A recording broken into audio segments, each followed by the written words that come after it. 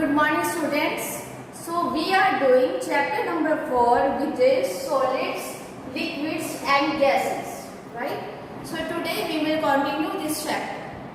So today we will discuss how do solids, liquids and gases dissolve in water, right?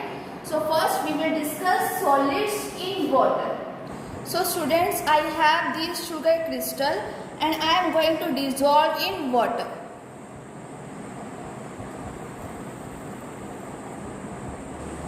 So students, I have dissolved sugar molecules in water. So what you have seen, the sugar molecule get disappeared from this water. So where sugar molecules have gone? The sugar molecules take up the spaces which are present between the molecules of water. As we have discussed in our previous video, the water, which is a liquid, having some spaces in between the molecules of the water, and these spaces are taken up by sugar molecules and they get dissolved in water. So this is how solid dissolve in water. So students, next we will discuss how do liquids dissolve in water, right? So students, some of the liquids can dissolve in water, but some of them cannot dissolve in water. For example, the oil and water cannot mix. They form a different layer if you put oil onto the water, right? And the liquids like glycerin and alcohol, they can mix in water and they don't form any separate layer in water, right? Students, we have one more example like turpentine oil, which is used by painters to remove the paint from their hands, right?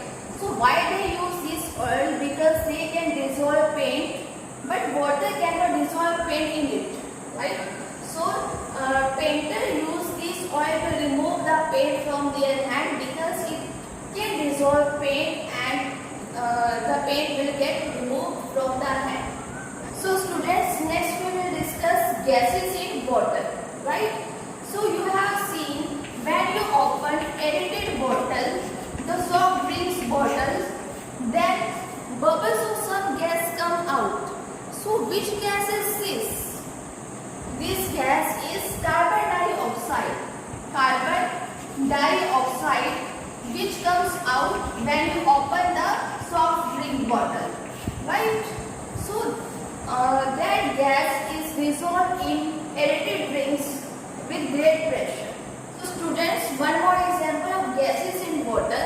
When you heat the water, then you will see the bubbles are coming out and they will get stick along the side of the beaker. So these bubbles are the gases which are dissolved in water, right? So this is how gases dissolve in water. So students, next is expansion of matter. So what do you mean by expansion of matter? As expansion means increase in the size of the matter. When you heat any substance, then the size of that substance increases, right? So we will say it is an expansion, right? So expansion of matter is the increase in the size of the matter on heating. For example, to open a lid of a jar, sometimes you put in the hot water. So why do you put in the hot water? Because the heating causes expansion of the lid. That's why we can open that lid very easily. So this is an example of expansion of matter, right? Also, you have seen the wires which are hanging in electric poles. They will get loose in summer. Why is so? Because during summer there is an expansion in the size of the wire due to this hot weather. That's why they will get loose in the summer season, right? So this is the example of the expansion of the matter. So students, why there is an increase in the size when the substance is heated? Because on heating, movement of the particles increases, right? The movement of the particles increases, so there is an increase in the spaces between the particles. So there is an expansion when you heat any substance, right? So this is how a matter gets gets expanded when you heat the substance. So students, next is contraction of matter. So what happens in contraction? There is a decrease in the size when you cool any substance. So you can say the decrease in the size on cooling is called contraction of matter. So in contraction of matter, what happens? The movement of the particles slows down, right? It means the spaces between the particles very less because they come closer to each other and they will be the contraction of the matter. So students, we have discussed the example of electric cables in expansion of matter. So they loosely hang in the summer season, but they do not appear loose in the winter season. Why this so? Because there is a contraction in the electric wire due to cold weather, right? And one more example, when you cool the water, it will convert it into ice, right? So there is a contraction. When you cool the water, it will convert into ice. So what happens? It is a contraction of the water into ice, right? So this is about the contraction of the matter. So students, let's discuss physical and chemical change. So what is a physical change? A change in which no new substance is formed is called physical change, right?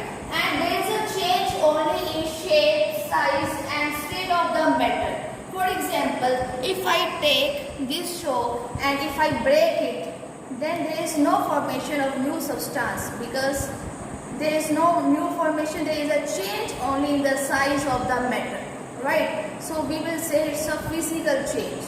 So breaking of this chalk is a physical change, right? So next, and we can say it's a temporary change. It can be reversed. Moreover, when you heat this water, then it will change into steam, right? But there is only change in the state of the matter. There is no formation of new substance. The properties of water and steam are same. When you cool down that steam, then it will convert into water again, right? So there is a change in the state of the matter. There is no new formation. Then you will say it's a physical change when you heat the water, right? And what about chemical change? In chemical change, there is a formation of new substance, right? And it's a permanent change. In case of physical change, it is a temporary change, right? For example, when you heat the water, then you can reverse it. It will change into steam after heating, but after cooling, it will change into steam. So what is it? It's a temporary change and you can reverse it as well, right? But in chemical change, there is formation of new substance, but it's a permanent change, right? And they cannot be reversed. For example, if you burn this paper when you burn it, then it will convert into ash. So there is a formation of new substance, right? There is a formation of new substance and you cannot reverse it back. So it's a chemical change. So burning of paper is a chemical change. Next, when you make chapati in your homes, then it will also a chemical change because there is a formation of new substance and you cannot reverse the chapati into atta. So it's a chemical change, right? So students, this is about your chapter number 4, solids, liquids and gases.